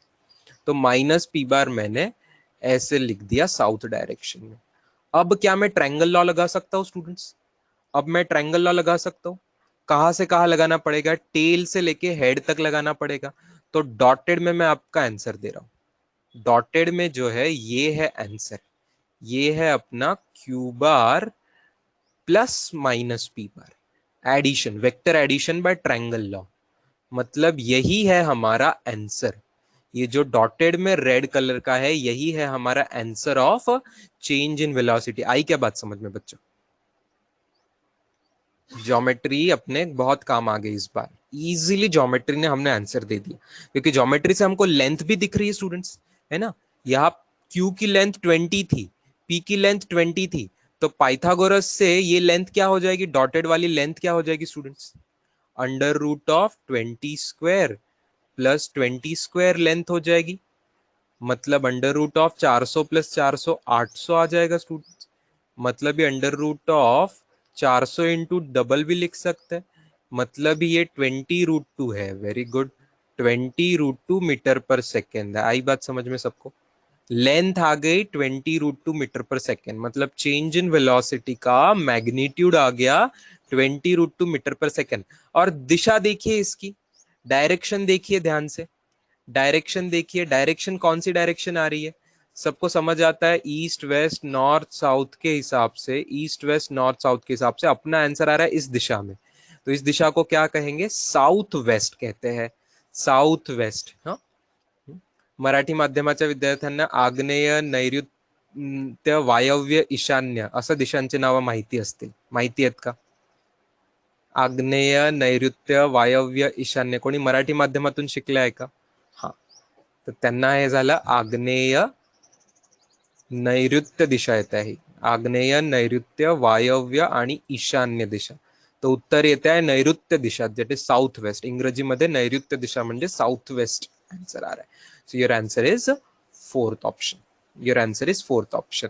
Shinde Ranjeet, good question. Formula से कैसे आएगा बेटा, फॉर्मूला हमने मैग्नीट्यूड का देखा, हमने डायरेक्शन का कोई फॉर्मूला नहीं देखा, तो फॉर्मूला से आप सिर्फ मैग्नीट्यूड निकाल पाएंगे, मुझे डायरेक्शन भी निकालनी थी, इसलिए यहाँ पे ज्योमेट्री यूज कर दिया, ठीक है, इसलिए मैंने यहाँ पे ज्योमेट्री यूज कर दी। ऑप्शंस में अगर सिर्फ मैग्नीट्यूड पूछा तो मैं आपको इतने डायग्राम निकालता भी नहीं, डायरेक्ट फॉर्मूला लगा देते, अंडर रूट ऑफ, है ना, under root Q square P square क्या 2p कॉस थीटा लगा देते, थीटा को 90 डिग्री बोल देते, सीधा सीधा आंसर उसका मैग्नीट्यूड से। कॉस थीटा क्यों नहीं लेना है, लेना है ना, लेकिन कॉस थीटा की वैल्यू 0 आएगी, क्योंकि थीटा 90 डिग्री आ जाएगा, थीटा 90 डिग्री आ जाएगा तो कॉस थीटा की वैल्यू 0 आ जाएगी, उसकी वजह से वो टर्म गायब हो जाएगी, तो आपका आंसर उससे भी 20 रूट 2 ही आ जाएगा, फॉर्मूला से भी मैग्नीट्यूड का आंसर 20 रूट 2 आ जाएगा, लेकिन दिशा आप बराबर निकाल नहीं पाओगे, फॉर्मूला में कोई की दिशा नहीं आती है, मैग्नीट्यूड है वो, तो इसलिए ये मेथड बेस्ट है, जो मैंने अभी आपको बताई वो मेथड बेस्ट है। यहाँ पे ज्योमेट्री हमें दोनों आंसर दे रहा है, मैग्नीट्यूड का भी और डायरेक्शन का भी। जल्दी लिख लीजिए, मैं रब कर दूंगा क्योंकि अगले सवाल के लिए मुझे नया पेज चाहिए होगा।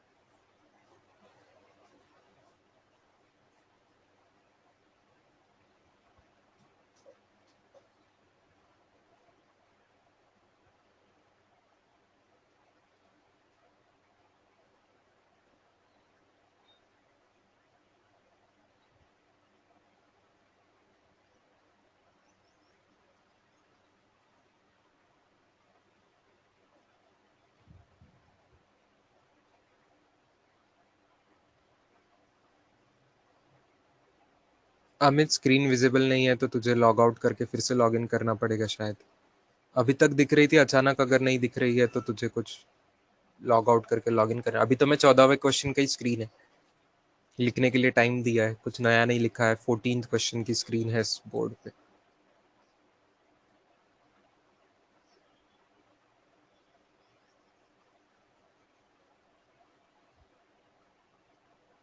ये रेज द हैंड वाला गलती से क्लिक हो रहा है किसी बहुत लोगों का, ध्यान रखिए।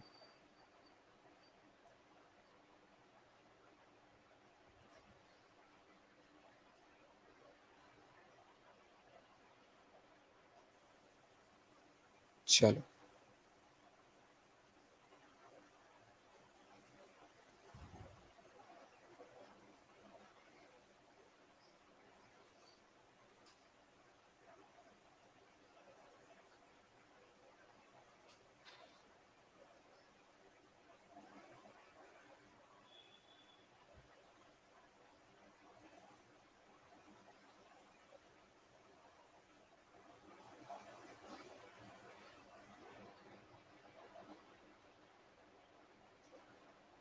Done, very good. सबका डन स्टूडेंट्स? कि एक बार जाएगा तो ये वापस नहीं आएगा, हाँ? फिर आपको वीडियो में देखना पड़ेगा।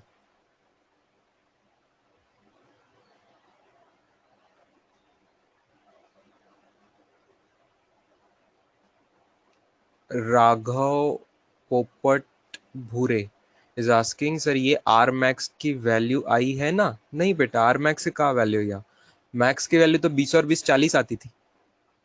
14वें क्वेश्चन में 20 की मैक्स वैल्यू तो 40 आती थी ना, 20 और 20 40। ये मैक्स का आंसर नहीं है, का 40 थोड़ी आंसर है अपना, 20√2 है। Clear? Raghav, is it clear? Max value 20 और 20 40 है, अपना आंसर 40 आया क्या? नहीं, अपना आंसर है 20√2 आया हुआ है। ठीक है, वैसे भी 90 डिग्री पे कहाँ मैक्स आता है, हमको तो पता है ना। यस, हमको तो पता है मैक्सिमम कब आता है। चलो, now question number 15।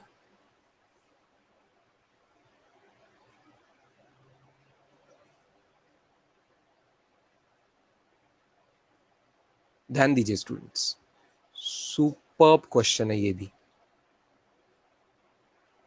If some of to, किसी ने ऑलरेडी सॉल्यूशन अच्छा डाला हुआ था, ऑलमोस्ट करेक्ट था, नोटेशन में मॉड देना चाहिए था, थोड़ी वो गलती, उसके अलावा ऑलमोस्ट सही, मतलब कंसेप्ट सही लगाया था, तो मैंने उसको डिलीट करने का नहीं बोला है। हाँ, लेकिन कल बाकी लोग रात में उत्साह से कुछ कुछ अपने अपने जवाब पोस्ट कर रहे थे, उसमें से बहुत मैंने डिलीट का रिक्वेस्ट किया था, क्योंकि बहुत सारी मिस्टेक्स हो रही थी उसमें।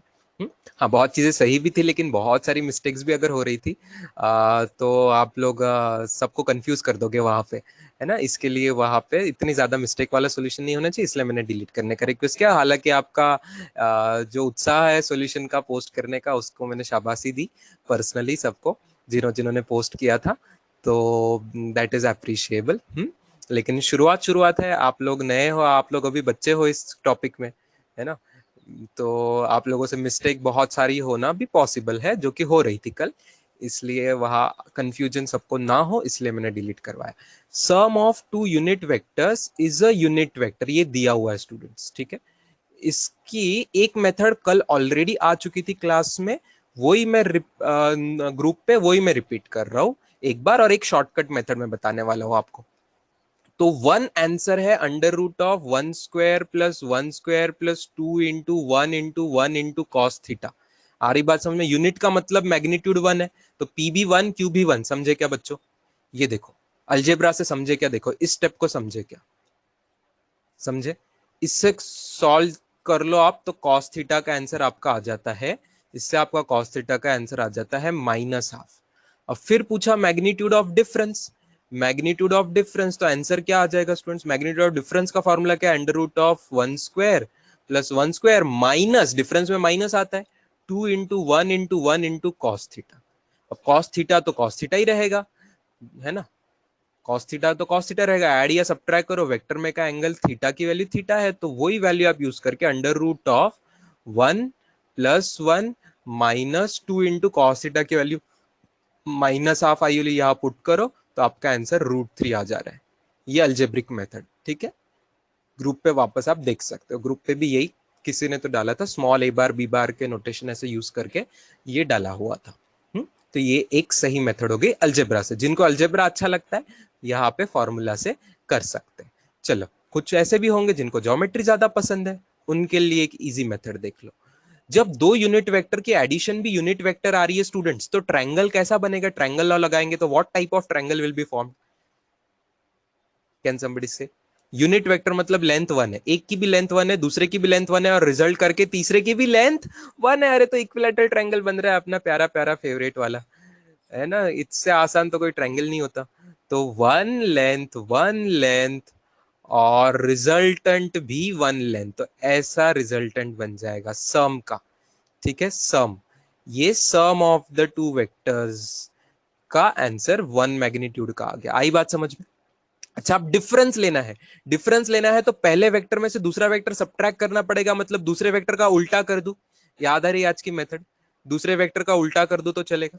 दूसरे वेक्टर का उल्टा कर दिया मैंने, ध्यान से देखना डायग्राम में, दूसरे वेक्टर का उल्टा करे, उसकी भी लेंथ तो 1 ही होगी स्टूडेंट्स, और उसका रिजल्टेंट लिया तो ये आएगा रिजल्टेंट, ये आया डिफरेंस, ये आया डिफरेंस, क्योंकि दूसरे को उल्टा करके मैंने ऐड किया, मतलब डिफरेंस का आंसर आया, सब्ट्रैक्शन का आंसर आया। डायग्राम समझी क्या बच्चों?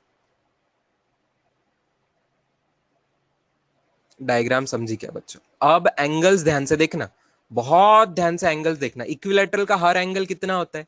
60 60 60, किसी को बोलने की जरूरत नहीं, सबको पता है। इक्विलैटरल का हर एंगल होता है 60 60 60 स्टूडेंट्स। तो 60 डिग्री के बाहर का ये जो बड़ा एंगल है मैं दिखा रहा हूं, ये एंगल 120 डिग्री होगा, सब लोग मानते हो? अच्छा, लेकिन ये भी आइसोस्केलस ट्राइंगल है क्योंकि वन वन साइड्स है। तो बचे हुए दोनों एंगल के एडिशन क्या होगी? बचे हुए दोनों एंगल की एडिशन हो जाएगी 60 डिग्री, तो बचा हुआ ईच एंगल 30 डिग्री का होगा, मानते हो क्या? 30 डिग्री का एंगल होगा, है ना? 30 डिग्री और नीचे भी 30 डिग्री एंगल, मानते हो सब लोग? अच्छा, 60 और 30 मिला के कितना होता है? 60 और 30 मिला दो तो क्या होगा? तो ये सबको समझ रहा है? ये 90 डिग्री आ जाएगा अभी अभी जो मैं निकाल रहा हूं आप लोगों के आंखों के सामने। ये एंगल 60 और 30 मिला जुला के हो जाएगा 90 डिग्री। मतलब ये बड़ा ट्रायंगल हो गया, राइट एंगल ट्रायंगल, मानते हो हाँ या ना? अच्छा, अगर ये राइट एंगल ट्रायंगल हो गया, मैं वापस निकाल रहा हूं उसको, ये राइट एंगल ट्रायंगल हो गया, हाइपोटेनस की वैल्यू 2 लेंथ की है, यहाँ पे जो सम आई थी 1 लेंथ की है, तो डिफरेंस का लेंथ क्या है ये मुझे निकालना है। तो क्या मैं पाइथागोरस यूज कर लू? अंडर रूट ऑफ हाइपोटेनस का स्क्वायर माइनस 1 का स्क्वायर, तो इससे भी मेरा आंसर आ गया √3। डिफरेंस का आंसर आ गया √3। समझते हो क्या? हुँ? मुझे बहुत इच्छा हो रही है पोल लेने की कि किसको समझा नहीं समझा। देख लो एक बार, डायग्राम को समझ लो अच्छे से। सम किया मैंने वेक्टर एडिशन के रूल से, फिर डिफरेंस भी लिया, डिफरेंस को सेकंड वेक्टर को उल्टा करके वेक्टर सब्ट्रैक्शन जैसे करते हैं वैसे ही ट्रायंगल लॉ से ही कर लिया। उसके बाद उस डायग्राम में सिंपल ज्योमेट्री से एंगल समझ लिए और लेंथ की वैल्यू निकाल ली। पाइथागोरस अंकल ने हेल्प कर दी क्योंकि कोई 90 डिग्री आ गया, आंसर वापस वही आया √3। कितने लोगों को ये समझा है? समझा है तो यस टिक करना, नहीं समझा है तो नो टिक करना। पोल के अंदर फट से मुझे 15 सेकेंड में जवाब चाहिए। समझा? नहीं समझा? ज्योमेट्री वाली मेथड समझी? नहीं समझी? समझी तो यस टाइप क्लिक करो, नहीं समझी है तो नो क्लिक करो।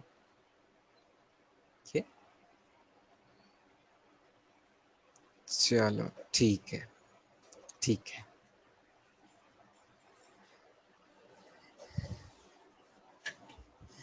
बहुत अच्छे, बहुत अच्छे, बहुत लोगों को समझ गया, मतलब ज्योमेट्री भी पढ़ के आए हो स्कूल में अच्छे से, ये मुझे समझ आया इससे।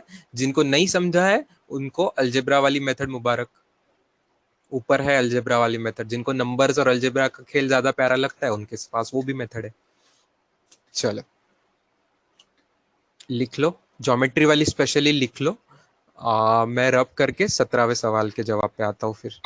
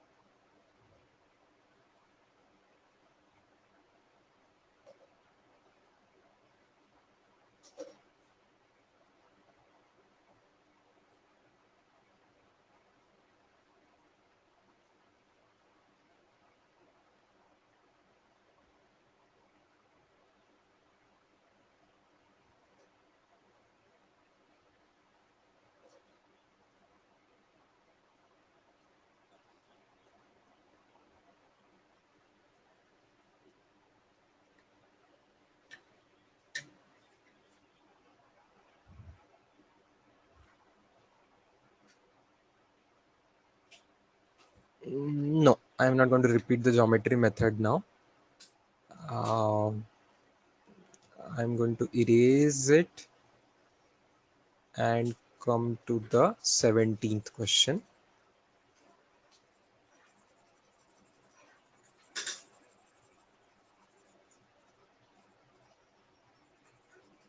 Seventeenth, is it one of the easy questions, students? 17th का आंसर क्या आया? 17th का आंसर क्या आया बताओ? Third option, C option. Very good, very good. अच्छा, 17th का आंसर कितने लोगों को आ गया, इसका भी मुझे क्विक पोल दीजिए students. C option correct answer है मेरे हिसाब से। कितने लोगों का सी ऑप्शन आंसर आ चुका है, टाइप कर दीजिए। 17 सवाल आपने ट्राई किया था, सी ऑप्शन आपका आंसर आ चुका है, समझ चुका है। देखने दीजिए मुझे कितने बच्चे अच्छे से होमवर्क कर रहे हैं आजकल। आई होप क्लास में आधा से ज़्यादा हो, मेजॉरिटी स्टूडेंट्स हो, इसकी मैं अपेक्षा कर रहा हूँ। चलो, न सॉल्व करने वाले कम है, सॉल्व कर पाने वाले ज़्यादा है, बहुत अच्छी बात है।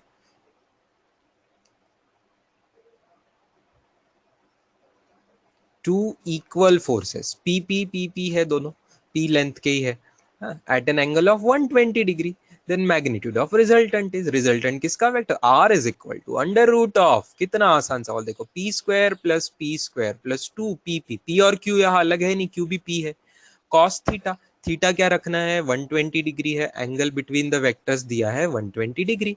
अब कॉस 120 की डिग्री आज हमने लिस्ट में भी लिखी, कल भी बात करी थी एक बार, और आज हमने लिस्ट में भी लिखी, जिन लोग को याद नहीं था। तो आंसर क्या आ रहा है, P square plus P square, ये 2 और ये 2 कैंसिल होके ये आ रहा है माइनस पी स्क्वायर, तो under root of P square, मतलब आंसर आ गया वापस पी। ओके, आंसर आ गया वापस पी। इस तरीके से सी ऑप्शन जल्दी से लिख लीजिए, जो 25 एक स्टूडेंट्स को जवाब नहीं आया था इसको सॉल्व करते, इसका मतलब आप ना शुरू शुरू के थोड़े टफ क्वेश्चन देख के डर गए थे, ये आसान सवाल था। बीच में के कुछ और आखिरी के पेज के तो बहुत सवाल आसान थे, जो शुरुआत देख के डर जाता है और मर जाता है वो फिर स्कोर नहीं कर पाता है। एग्जाम में भी ऐसा कभी कभी होता है स्टूडेंट्स, शुरू के क्वेश्चन कभी कभी टफ होते हैं, तो आप लोग हिम्मत ही हार जाते, जो हिम्मत हार गया वो तो डर गया तो मर ही गया, he is not going to score. डरते नहीं है, ऐसे टफ सवाल है थोड़े छोड़ दिए, आसान सवाल कर देने के, जहां जहां मार्क्स मिलते हैं वहां वहां से आपने कर लेना है। बढ़े अभिनव मंजा बापू, sir have you blocked my number? Yes बेटा, I have blocked your number for the very good reason, and you know the reason. You want me to announce the reason to everyone?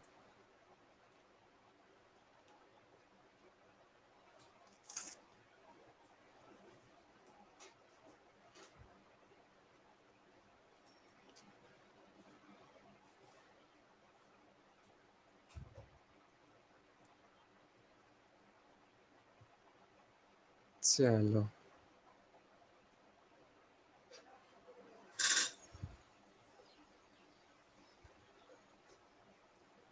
18 19 18 से 22 मैंने सब दिया था।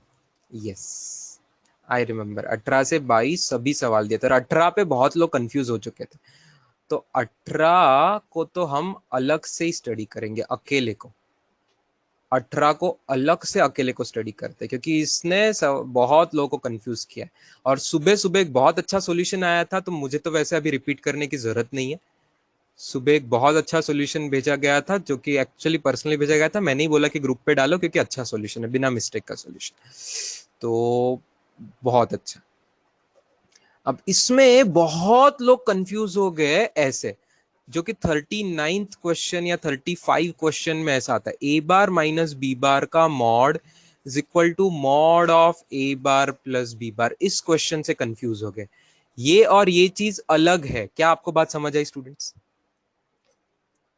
दोनों question में फर्क समझ आ रहा है कि नहीं, है ना, समझ आ रहा है? हाँ हाँ, समझ आ रहा है ना, मॉड अलग अलग जगह पे है बच्चों। देखो, तो इसका अपने नोटेशन के हिसाब से इसका इसका मीनिंग क्या है, जो सवाल में दिया है उसका मीनिंग है ए प्लस बी, और इसका मीनिंग होता है आर, एडिशन वाला आर। क्या दोनों सेम है? क्या हमेशा R is equal to A plus B होता है? नहीं होता है। तो इसका करेक्ट सॉल्यूशन क्या होगा स्टूडेंट्स? करेक्ट सॉल्यूशन पहली स्टेप को रिपीट मारो, a bar minus B bar का mod is equal to, right side में it is simply a plus b, ठीक है, और उसके बाद स्क्वायर भी कर दे सकते हो, तो ए प्लस बी होल स्क्वायर। तो लेफ्ट साइड का आंसर हमने आज देखा, सब्ट्रैक्शन का हमने आज शुरू में किया था होमवर्क डिस्कशन, और राइट साइड में कोई कॉस थीटा नहीं आएगा, बहुत लोगों ने कॉस थीटा ले लिया था विद दैट मिस्टेक, ठीक है। तो यहाँ पे सीधा सीधा आपको cancellation a square b square का कैंसलेशन होके minus two a b cos theta is equal to two a b से आपको कॉस थीटा की वैल्यू आ रही है -1, so theta is equal to 180 degree आ रहा है। इस सवाल में कंफ्यूज होने के बहुत रीजंस थे बच्चों के। One of the main reason था कि सवाल के ऑप्शन गलत है। तो गलत है तो क्या करेंगे, गलत है तो गलत है, एग्जाम में आएगा तो बोनस मिलेगा। ठीक है, यहाँ पहला ऑप्शन भी गलत, दूसरा ऑप्शन भी गलत, तीसरा ऑप्शन भी गलत, चौथा ऑप्शन भी गलत। Correct answer is 180 degree. ठीक है, आपको ऑप्शन से कंफ्यूज नहीं होना है, कॉन्फिडेंटली परफेक्ट सही किया है तो आपका आंसर, तो आपको क्या डरने की जरूरत है, जो आया है सो आया है, वही आंसर है। ठीक है,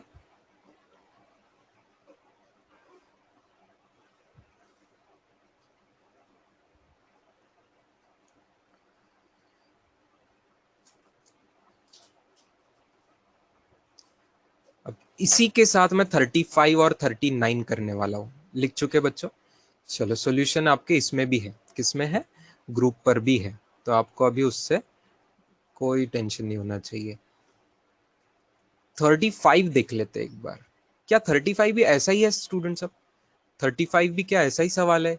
क्या क्या हम उसको बहुत जल्दी कर पाएंगे अब 35 क्वेश्चन को भी? क्या एकदम इसी क्वेश्चन के जैसा है? ए बार प्लस बी बार का mod is equal to, actually students ये करने की जरूरत भी नहीं है आपको। क्या आपको याद आ रहा है आर, ये आर मैक्स वाली चीज है students. R max is equal to P plus q मतलब a plus b. This happens at theta is equal to 0 degree.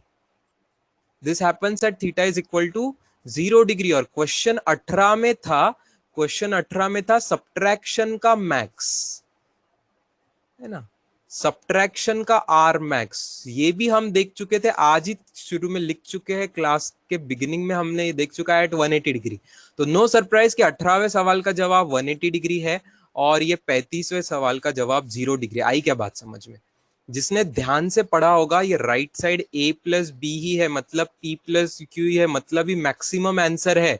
ये जिसको समझ आया उसको इजीली 0 डिग्री 180 डिग्री समझ आया होगा, कोई ज्यादा अलजेब्रा स्क्वायरिंग करने की भी जरूरत नहीं पड़ेगी फिर।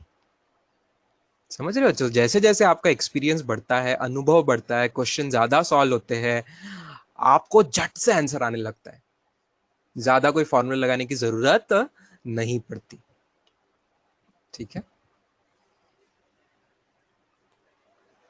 चलो, बहुत अच्छे, कोई ऑब्जेक्शन नहीं आ रहा है किसी को, सबको अच्छे से क्लियर हो गया। फैंटास्टिक। 39 पे आ जाते हैं अब 39 पे आ जाते हैं। 39 अलग है, 39 मैक्स मिनिमम वाला नहीं है, आ चुका है मेडिकल एग्जाम में, सीपीएमटी नाम से मेडिकल की एग्जाम हुआ करती थी। सीपीएमटी में आया हुआ क्वेश्चन, एक मेडिकल के एग्जाम में आया हुआ क्वेश्चन है, ए बार बी बार। इस बार देखना स्टूडेंट्स, कोई मैक्स या कोई मिनिमम नहीं है, ए बार प्लस बी बार और ए बार माइनस बी बार का मॉड है ना। तो स्क्वायर कर देते स्टूडेंट्स, ए बार प्लस बी बार का मॉड का स्क्वायर कर देते हैं, क्योंकि दोनों के फॉर्मूले में रूट में आते हैं, सबको पता है दोनों के फॉर्मूले रूट में आते हैं, तो स्क्वायर कर दो, रूट हट जाएगा। तो एक फॉर्मूला है a square plus b square plus 2ab cos theta, और एक फॉर्मूला है a square plus b square minus 2ab cos theta. तो कैंसिलेशन हो रहा है स्टूडेंट्स, वापस ए स्क्वायर कैंसिल हो रहा है, बी स्क्वायर कैंसिल हो रहा है, शिफ्ट कर दो दोनों तरीके से, तो 4ab कॉस थीटा 0 आ रहा है आपका। 4ab cos थीटा 0 आ रहा है, cos थीटा 0 है तो थीटा की वैल्यू 90 डिग्री। cos थीटा 0 कब होता है? जन theta is 90 degrees. Theta is 90 degrees. क्या किसी को इसकी ज्योमेट्री समझ में आई? क्या किसी को इसकी ज्योमेट्री समझ में आई? Sir please explain once again. Avdhoot Gurav, Avdhoot बेटा देख, लेफ्ट साइड में वेक्टर एडिशन का मैग्नीट्यूड लिया है, लेफ्ट साइड में वेक्टर एडिशन का मैग्नीट्यूड लिया है, राइट साइड में वेक्टर सब्ट्रैक्शन है। तो मैंने लेफ्ट साइड में वेक्टर एडिशन का फॉर्मूला लगा दिया रूट हटा के, राइट साइड में वेक्टर सब्ट्रैक्शन वाला फॉर्मूला लगा दिया। वहां तक समझ आया? फिर देख, दोनों साइड ए स्क्वायर कैंसिल हुआ, बी स्क्वायर कैंसिल हुआ, तो फिर तेरा cos थीटा 0 आ गया कि नहीं? देख शिफ्ट करके देख ध्यान से, cos थीटा 0 आ गया, बस finished. cos theta 0, theta 90 degree. Clear है ना? तो सवाल समझने में गड़बड़ हो रही थी बहुत लोगों की। सवाल ध्यान से पढ़ेंगे तो देखा वेक्टर एडिशन है, लेफ्ट साइड में वेक्टर एडिशन का मैग्नीट्यूड है, राइट साइड में वेक्टर सब्ट्रैक्शन का मैग्नीट्यूड है। क्या किसी को इसकी ज्योमेट्री समझने की इच्छा है और समझ आ रही है खुद होके? रेड कलर से मैं ज्योमेट्री समझा देता हूं इसकी। जहां अलजेब्रा देखो, कोई वेक्टर है, उसमें कोई एक वेक्टर आप ऐड कर रहे हो, तो ये डॉट डॉट वाला वेक्टर एडिशन आता है, प्लस का आंसर, और सब्ट्रैक्शन वाला कैसा, उल्टा करके ऐसा सब्ट्रैक्शन वाला आंसर आता है आपका। ठीक है ना? लेकिन ये बोल रहा है कि इसकी लेंथ, ऊपर वाले की लेंथ सेम है, मैग्नीट्यूड मतलब लेंथ। देखो ज्योमेट्री एक्सप्लेन कर रहा हूँ रेड कलर में। एडिशन वाला, अभी अभी जो मैंने डायग्राम निकाली आपको दिख रहा है, एडिशन वाले की लेंथ बड़ी है, सब्ट्रैक्शन वाले की लेंथ छोटी है, यस और नो? टाइप करो यस और नो। रेड कलर में मैंने जो दिखाया, एडिशन वाले की लेंथ बड़ी है, सब्ट्रैक्शन वाले की लेंथ छोटी है। क्यों ऐसा हो रहा है? क्योंकि एक बार एंगल ऑप्ट्यूस आ रहा है और एक बार एंगल एक्यूट आ रहा है। करेक्ट? कब ऐसा होगा कि एडिशन वाले की लेंथ और सब्ट्रैक्शन वाले की लेंथ सेम आ जाएगी? एक्यूट ऑप्ट्यूस एंगल में आएगी कि राइट एंगल में आएगी? ऐसी बात, राइट एंगल में। जब मैं अब राइट एंगल होगा तो एडिशन करूं, या चाहे दूसरे वाले का उल्टा करके सब्ट्रैक्शन करूं, लेंथ सेम नहीं क्या आएगी ऊपर और नीचे?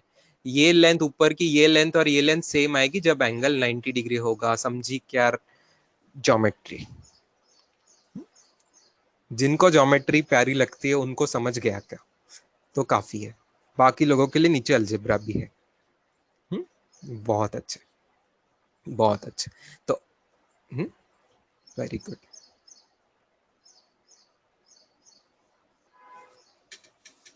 चलो, इतना एक्सपर्टली आपको बुक्स नहीं बता सकती, इसीलिए आप क्लासेस ज्वाइन करते हो, एक्सपर्ट टीचर्स के पास आते हो। कि बुक्स में एक आधी चीज एक आधे मेथड से होती है, आपको मैं एक चीज कई अलग अलग मेथड से बता सकता हूँ। जिसको जो समझ आए अच्छा, सब समझ आए बहुत अच्छा। चलो, बहुत सारा होमवर्क था, पूरा डिस्कशन तो हो नहीं रहा है। इस पेज पे के सवाल आसान है। 39 मैंने होमवर्क दिया था स्टूडेंट्स। अच्छा, 36 क्या आसान है स्टूडेंट्स? क्या 36 आसान है? क्या 36 आसान है स्टूडेंट्स?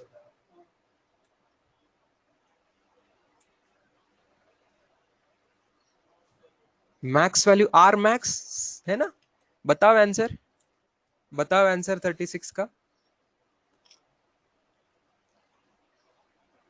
बहुत अच्छे, सीधा सीधा ऐड करोगे, पी प्लस क्यू जैसा हम करते थे, 12 और 8 को सीधा ऐड करके मैक्सिमम आ जाएगा आपका 20 न्यूटन। परफेक्ट। ठीक है, 35 हम कर चुके। 35, अच्छा 34 देखिए students, 34 interesting. Come to question number 34। Question number 34।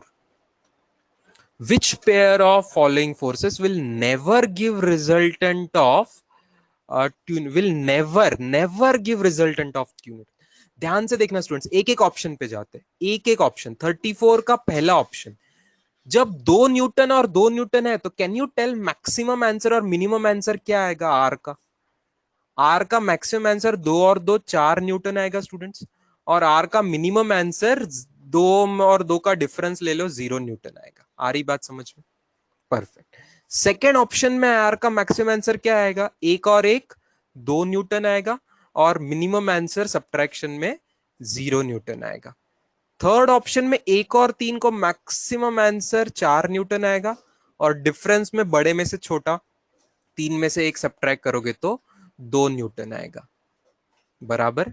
Fourth option में मैक्सिमम आंसर 5 न्यूटन आएगा, और मिनिमम आंसर 4 - 1 3 न्यूटन आएगा, 3 और 5। किसी को कोई ऑप्शन में प्रॉब्लम देखिए?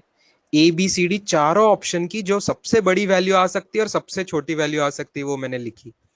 ठीक है, अब सवाल समझा सबको? कौन से ऑप्शन का आंसर 2 न्यूटन आ ही नहीं सकता? कौन से इसमें 2 न्यूटन आंसर आ ही नहीं सकता? Very good. पहले में 2 न्यूटन आएगा, दूसरे में भी 2 न्यूटन इक्वल टू करके आ रहा है, इक्वल टू 2 न्यूटन, तीसरे में भी आ रहा है, लेकिन चौथे में 3 से 5 के बीच में के वैल्यूज आ रही है। तो चौथे ऑप्शन में 2 न्यूटन आंसर नहीं आ सकता, so that is the answer. आप लोगों को समझ गया, बहुत अच्छी बात।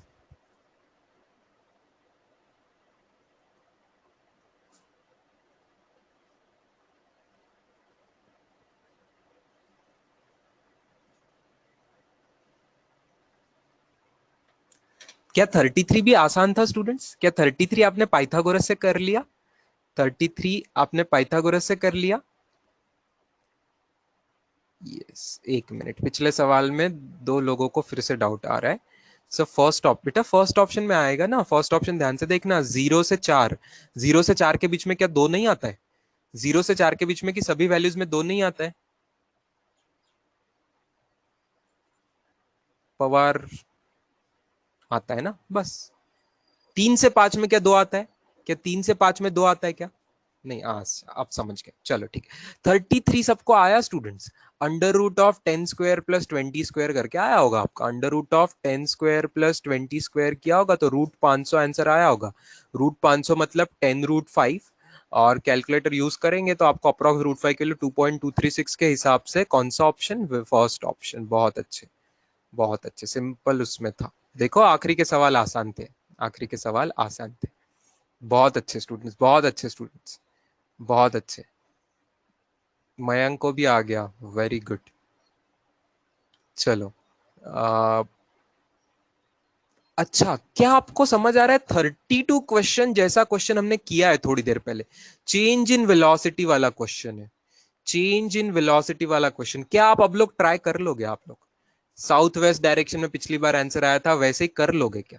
मैं जवाब क्विकली दिखाता हूं आपको, देखो ईस्ट में पहले जाएगा और फिर राइट टर्न लेगा, ईस्ट में जाके राइट टर्न लेगा, तो पी बार इस बार ऐसा ईस्ट में, क्यू बार राइट टर्न लेके ये आएगा। चेंज इन वेलोसिटी मतलब क्यू बार माइनस पी बार करना है, तो क्यू बार ले लिया, पी बार का उल्टा माइनस पी बार कर दिया। माइनस पी बार कैसे लिखेंगे देखना, क्यू बार ऐसे लिखेंगे, उसको हेड टू टेल ज्वाइन करके माइनस पी बार ऐसे लिखूंगा, रिजल्टेंट इस बार भी साउथ वेस्ट डायरेक्शन आ रहा है, साउथ वेस्ट, और 10√2 आंसर आएगा। तो फोर्थ ऑप्शन आंसर आ रहा है, मैंने टिक कर दिया। जिनको इतने फास्ट में समझ नहीं आया वो पिछले सवाल की मेथड देख लेना, पीछे हमने ऐसा ही सवाल किया है, तो एकदम उसी तरीके से ये आ रहा है।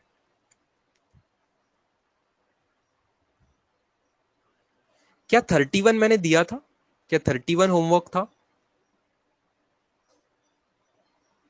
नहीं दिया था, ठीक है। 31 भी वैसे आसान दिख रहा है, बट होमवर्क मैंने नहीं दिया था, तो कोई बात नहीं। अब कौन सा डिस्कशन बाकी रहा स्टूडेंट्स? कौन सा डिस्कशन बाकी रहा? देखो क्वेश्चन का नंबर देखिए, मैंने कौन सा दिया था आपको। बस हो गया शायद सबका, कि नहीं हुआ? हाँ, ये वाला बाकी ना, 18 से 22 के बीच में का कुछ बाकी। 18 हो गया, 19, 19, 20, 21, 22 क्विक डिस्कशन करते हैं। 19, 20, 21, 22। 19 का आंसर पाइथागोरस से 12 5 का 13 आता है, सबको समझा था?